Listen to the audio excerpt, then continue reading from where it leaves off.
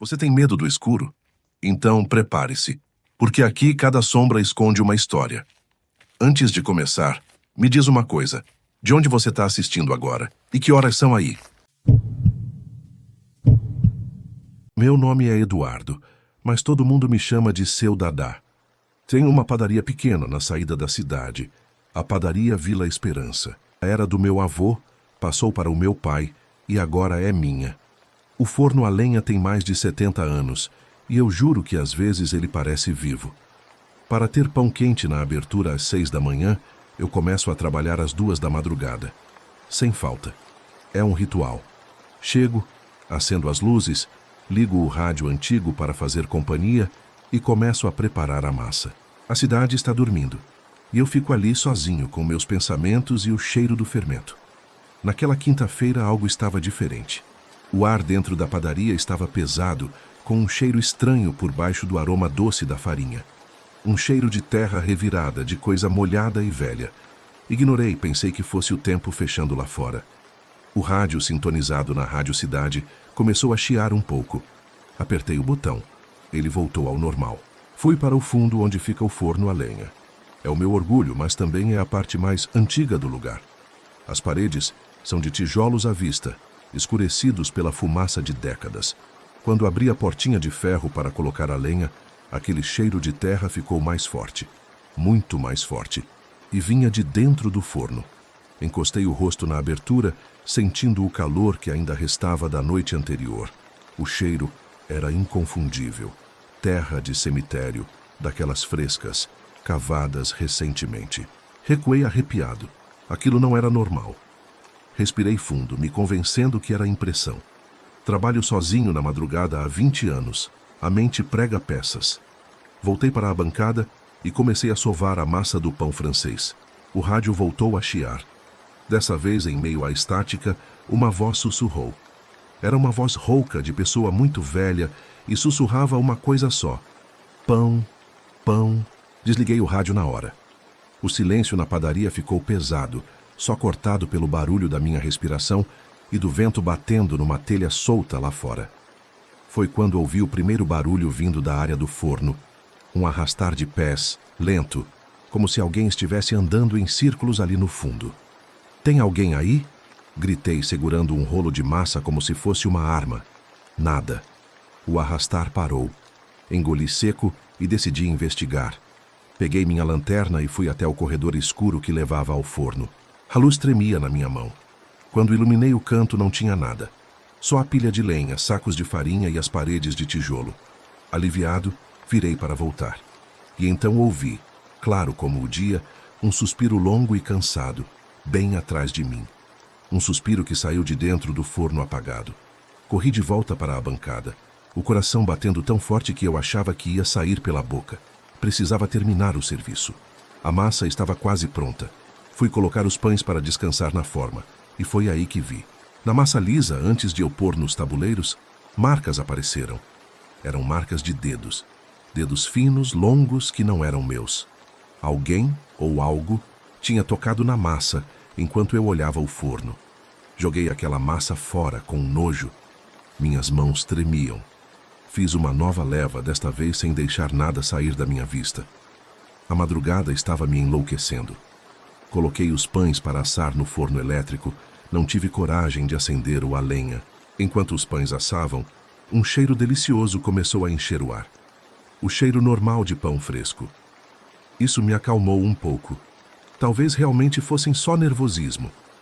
Os pães douravam e eu já me imaginava abrindo o portão, atendendo os primeiros fregueses, a vida voltando ao normal. Faltavam 5 minutos para tirar o primeiro tabuleiro quando o cheiro mudou. Não era mais cheiro de pão quente, era cheiro de pão queimado. Pão muito queimado, quase cinza. E por baixo, aquele mesmo cheiro de terra molhada. Corri para o forno elétrico e olhei pela janelinha. Os pães estavam perfeitos, douradinhos, mas o cheiro de queimado era intenso, insuportável. Desliguei o forno e abri a porta. A fumaça que saiu não era branca, era cinzenta e grossa e carregava aquele fedor de podridão. Eu tossi, afastando a fumaça com a mão. Quando a névoa baixou, olhei para os pães. Eles não estavam queimados. Fisicamente, estavam perfeitos. Mas as marcas estavam de volta. Em cada pãozinho perfeitamente desenhada com a massa, havia uma carinha. Uma carinha com olhos fechados e boca aberta, como se estivesse gritando em silêncio. Tirei o tabuleiro com horror, jogando tudo no lixo. Minha respiração estava ofegante. Eu estava suando frio, era muita coincidência. Algo estava ali comigo, algo que queria participar do meu trabalho. A essa altura, já eram quase 5:30 da manhã. Em meia hora, os primeiros clientes chegariam. Eu não poderia ficar sem pão. Era o meu sustento. Respirei fundo. Encarei o corredor escuro e decidi. Iria acender o forno a lenha. Era a única maneira. Caminhei até a pilha de lenha, minhas pernas tremendo. Cada som me fazia saltar. Quando me abaixei para pegar alguns pedaços, minha mão tocou em algo frio e úmido no chão, escondido atrás da lenha. Era um osso, pequeno, parecendo de dedo humano, velho e sujo de terra. Soltei um grito e joguei o osso longe. Meu coração parecia um tambor. Era isso. Era aquilo que estava trazendo o que quer que fosse. Alguém tinha colocado aquilo ali. Ou pior, algo tinha cavado e trazido para a minha padaria. Peguei o osso com um pedaço de pano, levei até o forno a lenha e, com uma coragem que não sei de onde veio, joguei dentro. Eu precisava me livrar daquilo. Acendi o fogo rapidamente, jogando álcool e fósforo. As chamas subiram altas, laranjas e quentes, e eu jurei que ouvi um gemido baixo saindo da chaminé. O fogo queimou forte e o cheiro de terra foi sumindo, substituído pelo aroma limpo da lenha queimando. O alívio foi tão grande que minhas pernas quase falharam. O forno estava pronto. Fiz uma última leva de pães, correndo, e desta vez tudo saiu perfeito. A massa cresceu. O cheiro era o de sempre. Coloquei para assar, e 20 minutos depois, tinha pães lindos e dourados. Quando o primeiro cliente chegou às 6 em ponto, eu estava suado, pálido, mas com os pães quentes na prateleira. "Bom dia, seu Dadá", cumprimentou a dona Marta como sempre. "O pão está com uma cara boa hoje." Ela pegou 2, pagou e foi embora. Só quando ela saiu que eu percebi. Eu não tinha provado o pão. A última leva, a que foi assada no forno a lenha depois que eu queimei o osso. Peguei um pão, ainda quente, e dei uma mordida. O sabor estava diferente. Não era ruim. Era mais saboroso, mais encorpado. Um sabor que lembrava algo antigo, algo que eu não conseguia definir. Os clientes foram chegando e todos elogiavam. "Hoje o pão está especial, seu Dadá." Disseram que estava com um sabor marcante, que dava vontade de comer mais. Aceitei os elogios com um sorriso tenso.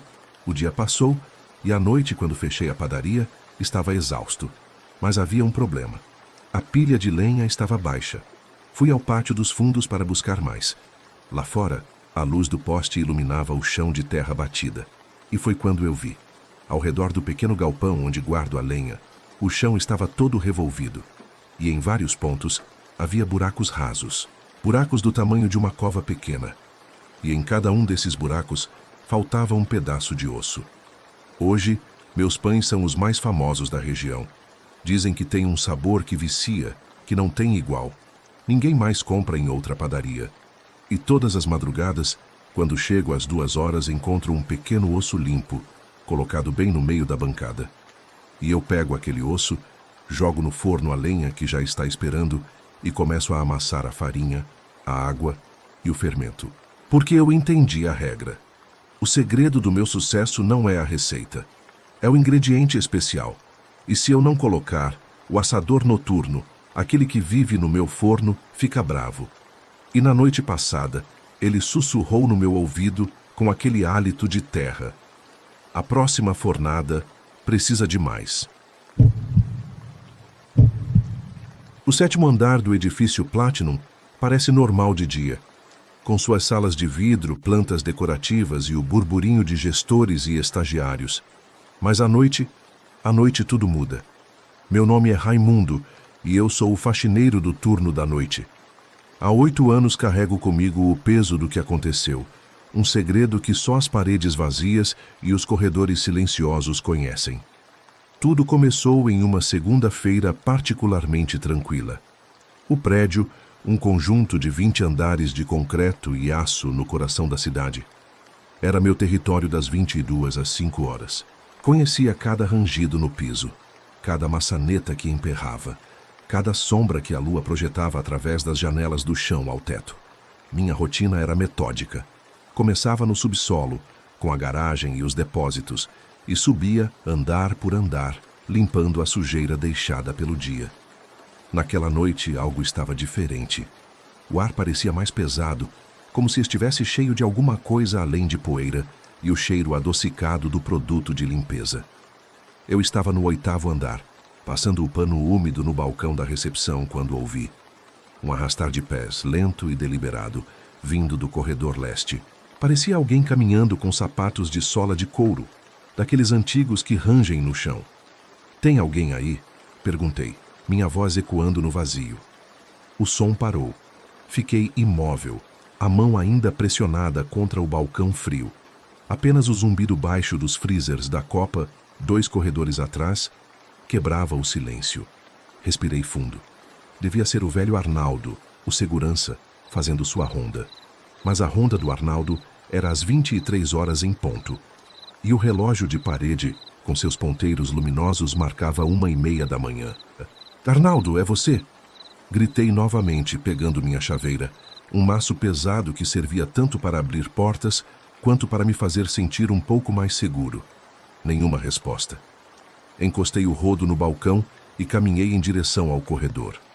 As luzes de emergência, com seu tom esverdeado, criavam poças de escuridão entre uma lâmpada e outra.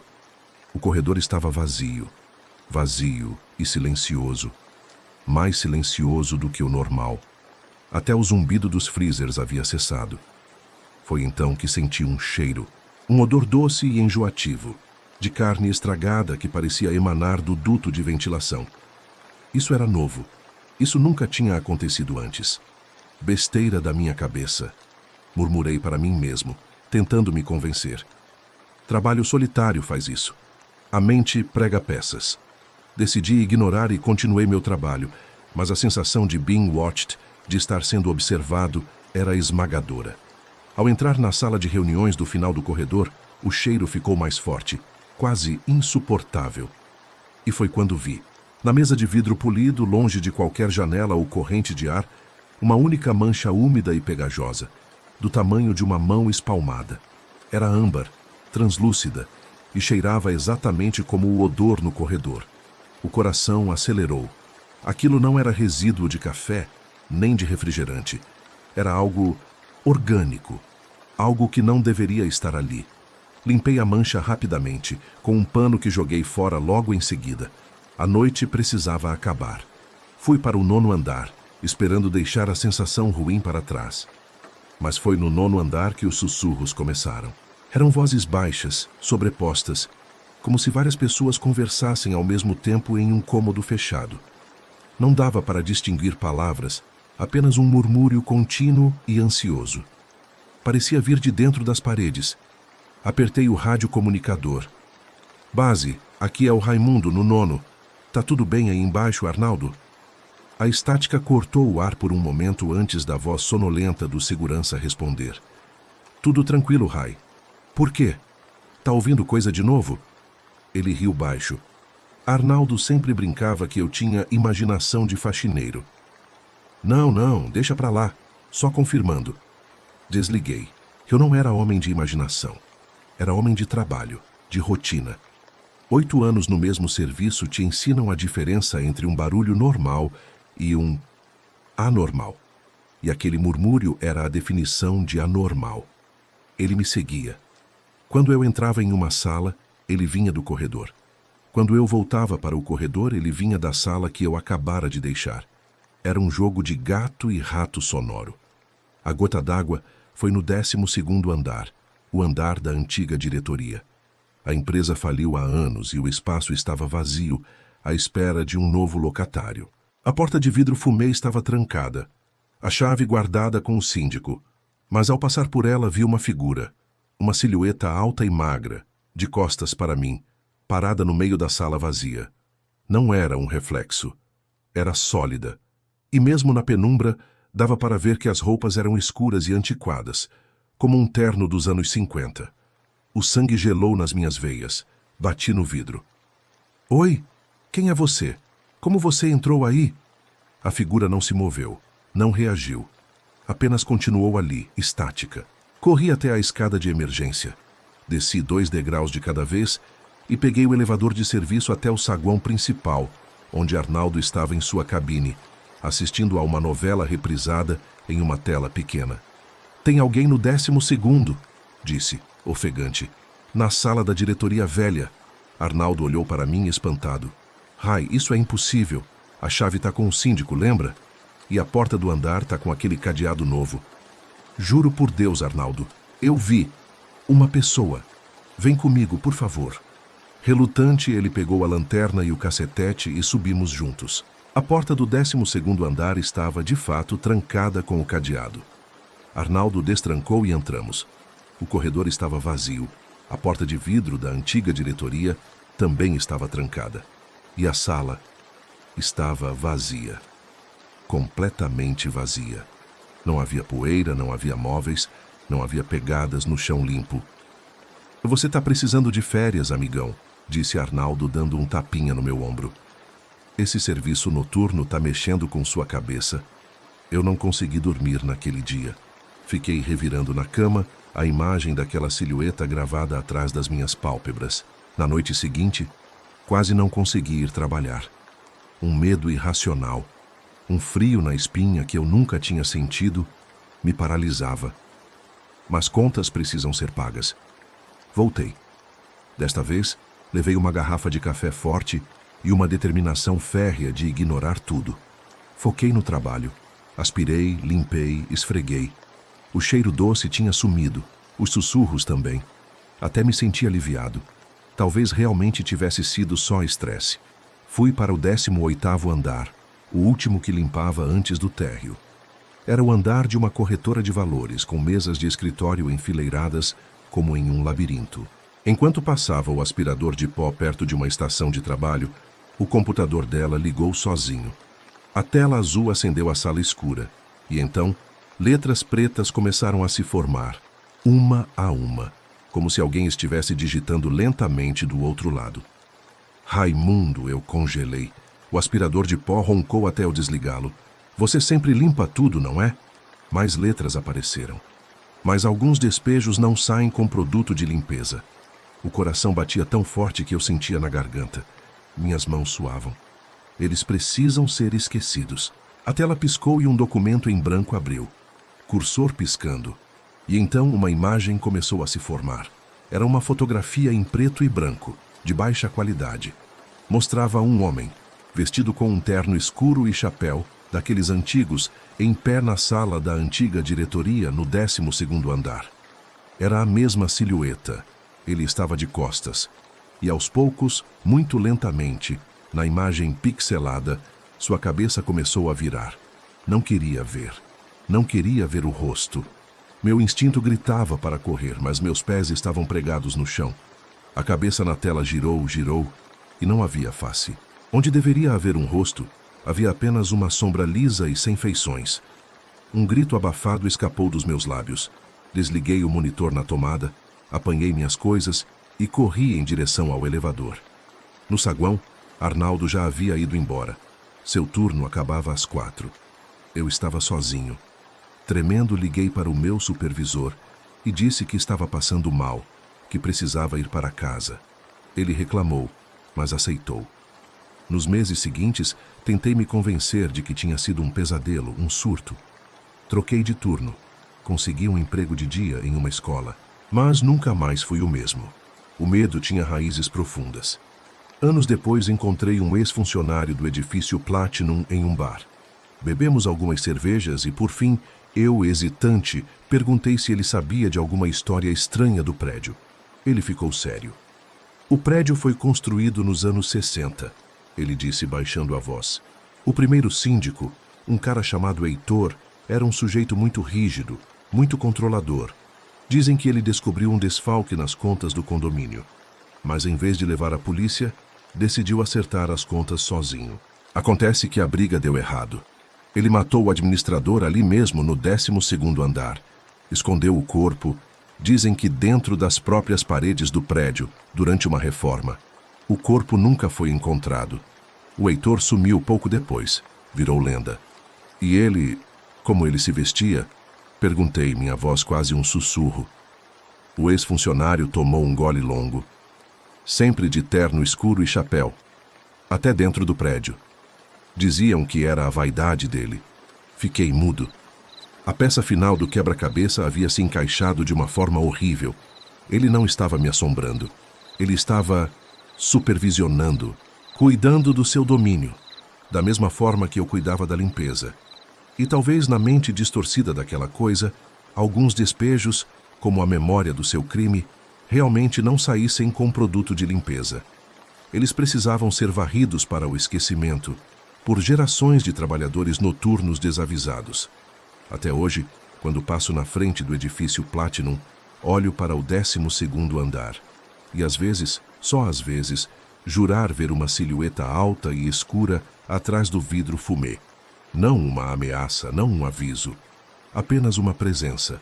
Uma lembrança permanente de que alguns lugares não estão apenas sujos de poeira. Estão impregnados de história e de horror. Se você acha que trabalhar de madrugada é tranquilo, precisa ouvir o que aconteceu comigo no meu primeiro mês como vigia do Instituto Médico Legal da cidade. Meu nome é Elson, e eu nunca mais consegui olhar para o silêncio da mesma forma. O turno era das 11 da noite às 7 da manhã, 6 dias por semana. O prédio antigo, de arquitetura pesada da década de 50, ficava nos fundos do Complexo da Saúde, longe dos ruídos da avenida. Minha função era basicamente fazer rondas a cada 2 horas, checar os cadeados das salas e assinar um livro de ocorrências que até então só registrava vento forte quebrou um galho ou luz do corredor 3 queimada. Era um silêncio que pesava nos ouvidos, um silêncio diferente de qualquer outro. Não era a falta de som, era a presença de um vazio que já foi preenchido por vida. A primeira noite estranha foi uma quarta-feira.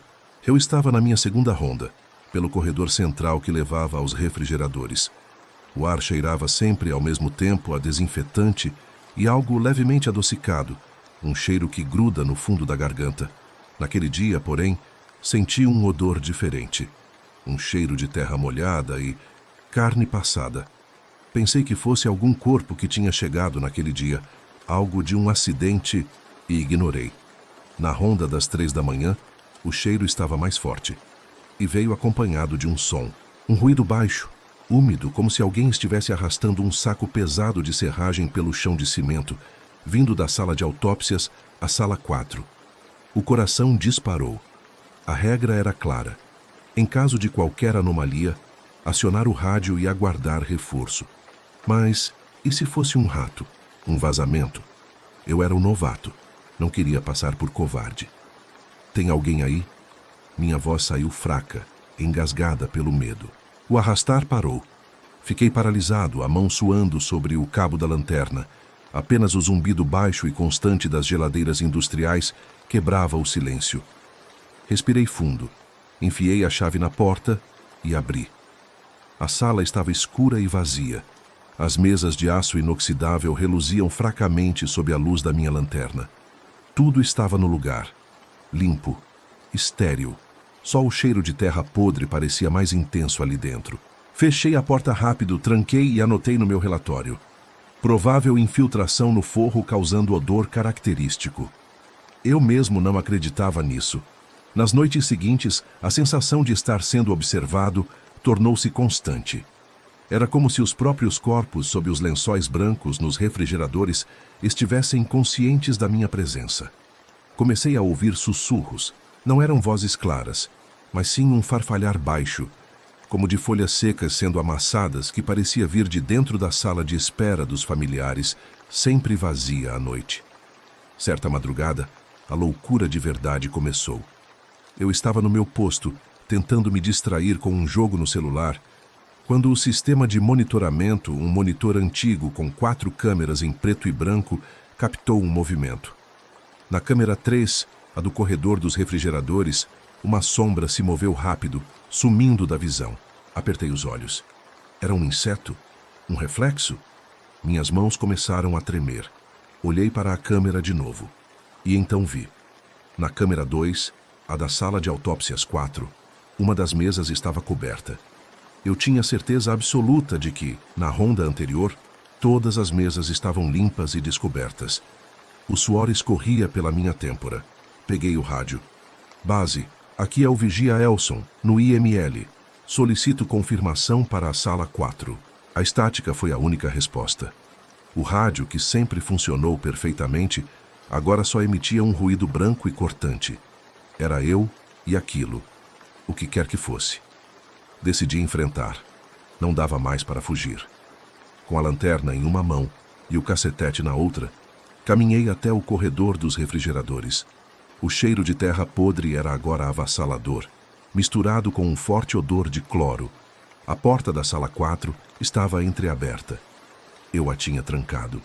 Eu tinha certeza que a tinha trancado. Empurrei a porta lentamente.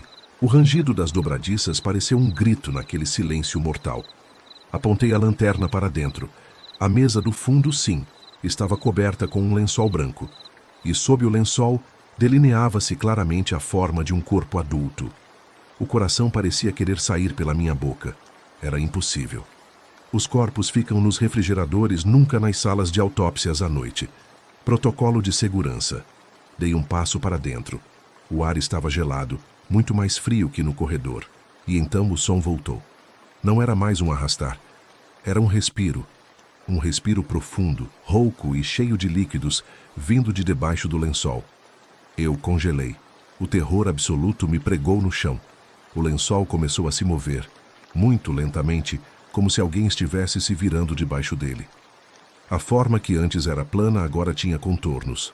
Um ombro, um quadril. Uma mão, pálida e com a pele grudenta, escorregou para fora da cobertura e ficou pendurada, imóvel, ao lado da mesa. Os dedos estavam levemente encolhidos, como se tivessem tentado segurar algo. Não consegui gritar, não consegui correr.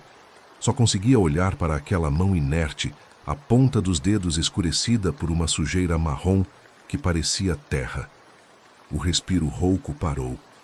E então a cabeça sob o lençol se moveu. Virou-se para o lado, na minha direção. O tecido branco se moldou ao que deveria ser um rosto. E ali, onde deveria estar a boca, o lençol umedeceu e afundou como se algo estivesse sugando o ar através do pano. Foi o suficiente. Um jorro de adrenalina quebrou minha paralisia. Dei meia volta e saí correndo desesperado. Não olhei para trás. Ignorei o posto. Ignorei minhas coisas, saí do prédio e corri até o portão de entrada, ficando do lado de fora, sob a chuva fina que caía, tremendo incontrolavelmente. Quando o turno do dia começou a chegar, por volta das 6:30, eu devia estar pálido como um fantasma. O supervisor me encontrou encolhido no balcão da portaria. Elson, pelo amor de Deus, o que houve com você? Tentei explicar, entre dentes batendo, sobre a sala 4, a mesa, o corpo, o respiro.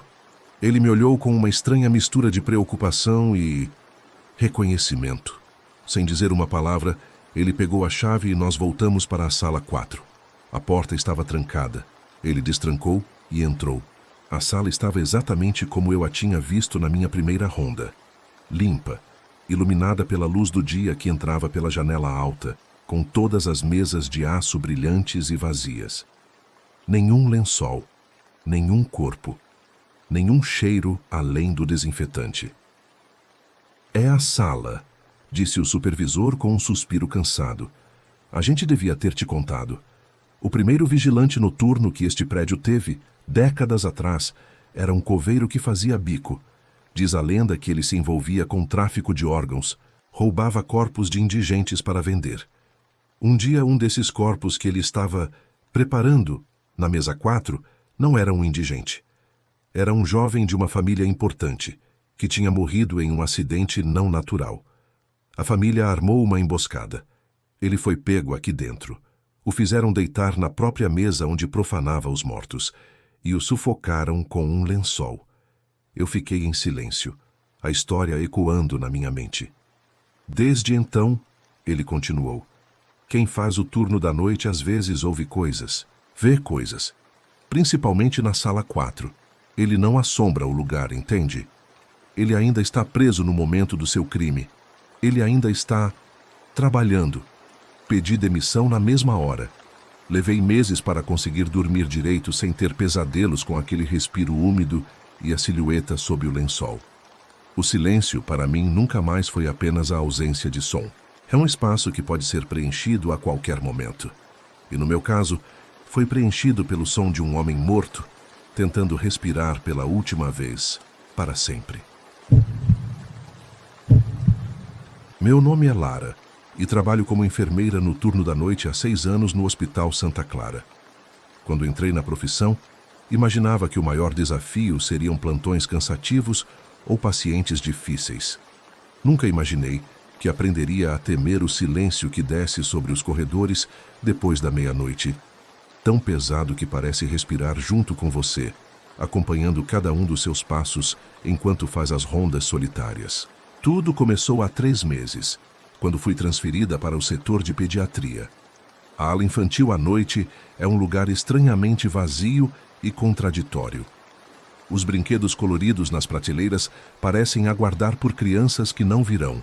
Os corredores lavados cheiram a desinfetante e algo mais. Algo doce e enjoativo que não consigo identificar. Um odor que lembra leite azedo misturado com flores murchas. As outras enfermeiras mais antigas chamam a ala pediátrica noturna de o berçário silencioso. Nos primeiros dias, achei que era apenas um apelido macabro do nosso humor peculiar de profissionais de saúde. Agora entendo o verdadeiro significado por trás dessas palavras. A primeira semana foi relativamente tranquila. Apenas 2 pacientes, um menino de 7 anos com pneumonia e uma bebê de 8 meses com febre alta. Fiz minhas rondas meticulosamente. Verifiquei os sinais vitais, preenchi as fichas com letra cuidadosa. Por volta das 3 da manhã do 3º dia, senti aquele frio característico que sempre atribuía ao ar-condicionado excessivo dos hospitais. Mas naquela noite, o frio era diferente, mais úmido, mais pessoal, como se estivesse me seguindo especificamente de quarto em quarto, a corrente gelada que se movia comigo. Na segunda semana, comecei a notar padrões que me fizeram questionar minha sanidade.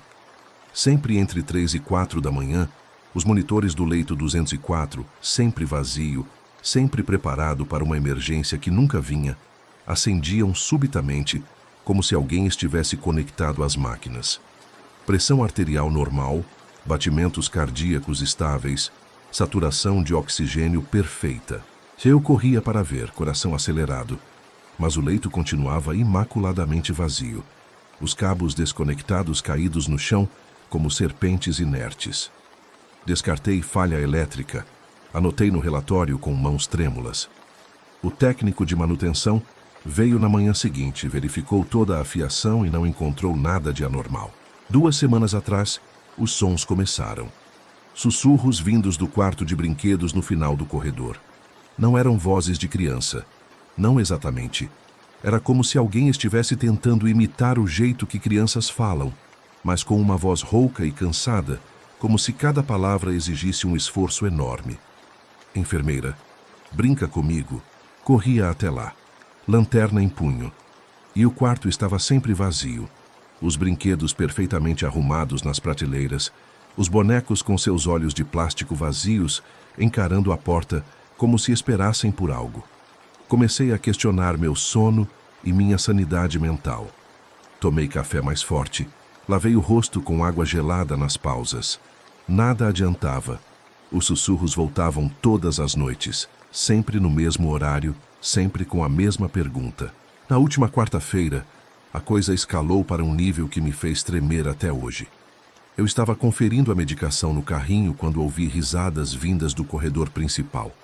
Riso de criança, mas truncado, mecânico, como se estivesse sendo reproduzido por alguém que havia esquecido como se ri de verdade. Peguei minha lanterna e fui investigar, meus passos ecoando no silêncio antinatural. Os corredores estavam desertos, as luzes noturnas criando poças de sombra entre uma lâmpada e outra. De repente, todas as portas dos armários de medicação se abriram ao mesmo tempo, com um estalo seco que ecoou pelo corredor vazio como tiros. Medicamentos, seringas e frascos caíram no chão, criando um caos de vidro e plástico aos meus pés. Corri de volta ao posto de enfermagem, meu coração batendo tão forte que achei que iria desmaiar.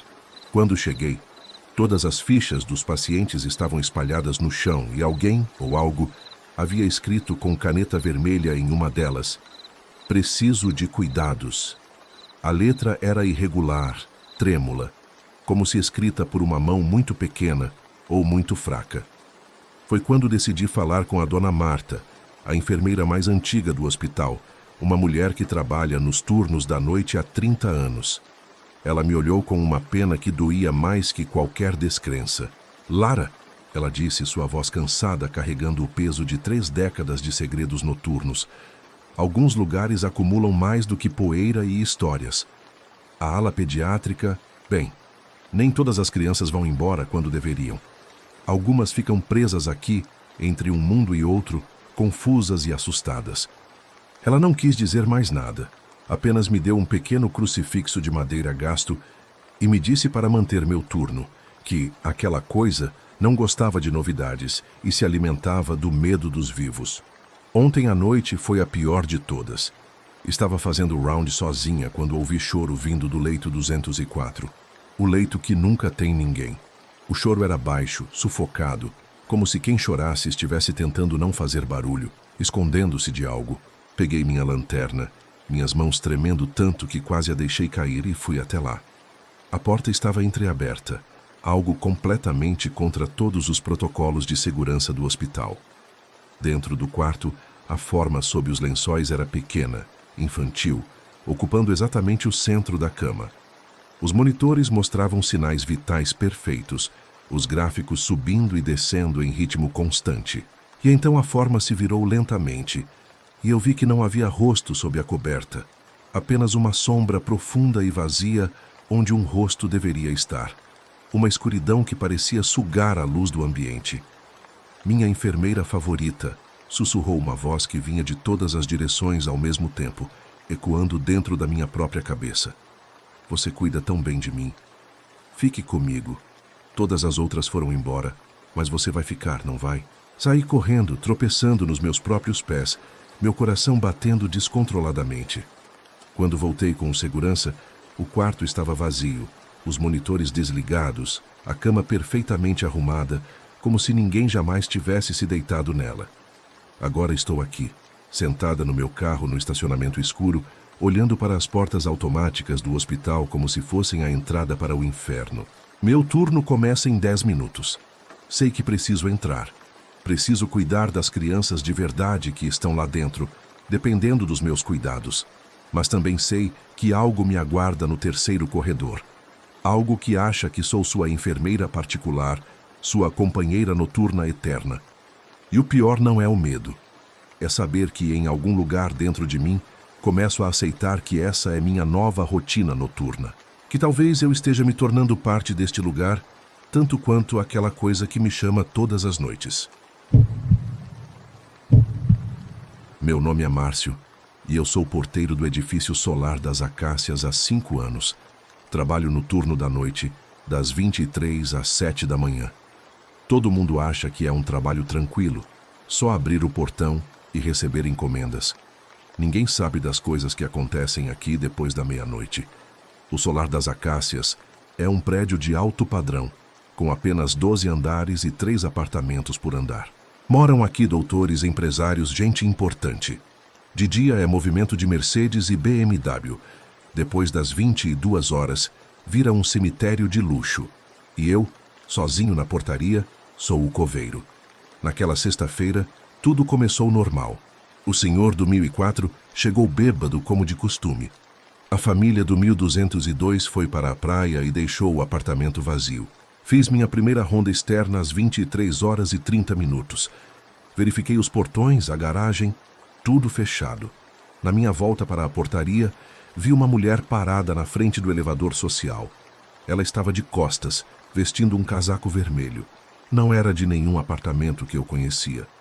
Boa noite, senhora, cumprimentei. Precisa de ajuda? Ela não respondeu. Não se mexeu. Só ficou ali, parada, encarando as portas fechadas do elevador. Estranhei, mas pensei que fosse visita de algum morador que tinha entrado sem eu ver. Voltei para a portaria e fiquei de olho nas câmeras. O elevador se mexeu, subindo direto para o 10º andar. Anotei no relatório: visita no 1002. Uma hora depois, o senhor do 1002 desceu para pegar uma encomenda. O senhor tem visita? Perguntei, entregando a caixa. Ele olhou para mim confuso. Visita? Não, Márcio. Minha esposa viajou. Estou sozinho. Meu sangue gelou. Puxei rapidamente o registro de acessos do elevador. Não havia registro nenhum de subida para o 10º andar naquela hora. As câmeras do corredor do 10º andar mostravam o corredor vazio. Deve ter sido engano meu, disse, tentando disfarçar o medo. Fiquei vigiando as câmeras a noite toda. Nada. Às 3 da manhã resolvi fazer outra ronda. Quando passei pelo hall dos elevadores, vi manchas no mármore. Eram pegadas molhadas, pequenas, de pés descalços. E cheiravam a cloro, como água de piscina. Segui as pegadas. Elas levavam até a porta da escada de emergência. Abri a porta devagar. Lá dentro o cheiro de cloro era forte. As pegadas subiam a escada, desaparecendo na escuridão. Fechei a porta e voltei correndo para a portaria. Iria esperar o dia amanhecer. 4h30 da manhã, o pior horário. A cidade completamente quieta, o prédio em silêncio total. Foi quando o interfone da portaria tocou. O som me fez pular da cadeira. A luz no painel indicava que era do apartamento 801. Um apartamento vazio há 3 meses, desde que a velha dona morreu. Atendi com a voz trêmula. Alô? Do outro lado, só respiração. Uma respiração ofegante, molhada.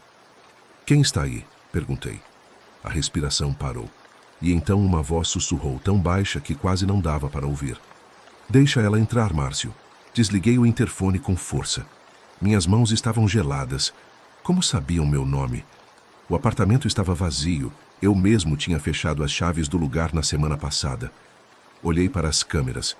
Todas mostravam corredores vazios. Todas, exceto uma. A câmera do 8º andar mostrava uma figura parada diante da porta do 801. Era a mulher de casaco vermelho. Dessa vez, ela estava de frente para a câmera e sorria. Um sorriso exagerado com os lábios esticados demais. Peguei o rádio e tentei chamar o segurança do prédio da frente. Só saiu chiado. Meu celular estava sem sinal. Estávamos completamente isolados. Foi quando os elevadores se mexeram, sozinhos. As luzes no painel acenderam uma após a outra, como se alguém estivesse visitando todos os andares, subindo e descendo, parando em andares vazios. O prédio inteiro parecia estar se movimentando ao redor da portaria. Corri até o painel de controle e desliguei a energia dos elevadores. O silêncio voltou. Respirei aliviado. Pelo menos aquele pesadelo tinha acabado. Então, ouvi o barulho. Era um arrastar vindo do corredor atrás de mim. Um arrastar lento, pesado, como se alguém estivesse puxando algo molhado pelo chão. E o cheiro de cloro voltou, mais forte do que nunca. Virei devagar. Lá no fundo do corredor de serviço, a mulher do casaco vermelho estava agachada. Dessa vez eu pude ver o rosto dela. Estava pálido, inchado, como se tivesse ficado muito tempo na água. E ela estava segurando algo. Uma boneca de porcelana velha com o rosto quebrado. Ela estendeu a boneca na minha direção. Toma, disse a voz, que agora saía dela, mas soava como se viesse de todos os lados. Ela quer brincar com você. Fechei os olhos. Quando abri, o corredor estava vazio. Só o cheiro de cloro permanecia. A manhã chegou finalmente. Às 6h30, o porteiro do dia chegou. Contei tudo para ele. Ele riu. Márcio, você precisa dormir mais. Isso é coisa da sua cabeça. Não insisti. Assinei minha saída e fui embora. Mas antes de sair, olhei para o livro de ocorrências na gaveta. Alguém tinha escrito uma nova entrada, com uma letra molhada que embaçava a tinta. Visitante do 801, registra excelente atendimento do porteiro Márcio. Voltaremos sempre. Desde então, coisas pequenas acontecem toda noite. O interfone toca e não tem ninguém. As câmeras mostram sombras nos corredores vazios. E toda madrugada, às 3h30 em ponto, o elevador do fundo vem sozinho até o térreo e as portas abrem. Dentro, sempre tem uma poça de água no chão. E às vezes uma pequena boneca de porcelana aparece na minha mesa. Eu não tento mais lutar. Só espero a noite chegar e fico na minha cadeira, vigiando as câmeras. Porque eu sei que ela está me vigiando também. E se eu não estiver aqui na minha portaria, quem vai impedir que ela visite os outros apartamentos? O pior não é o medo. O pior é saber que neste prédio de luxo, eu não sou apenas o porteiro, sou o guardião. E algumas coisas não devem ser deixadas entrar. Mas outras já estão aqui dentro há muito tempo.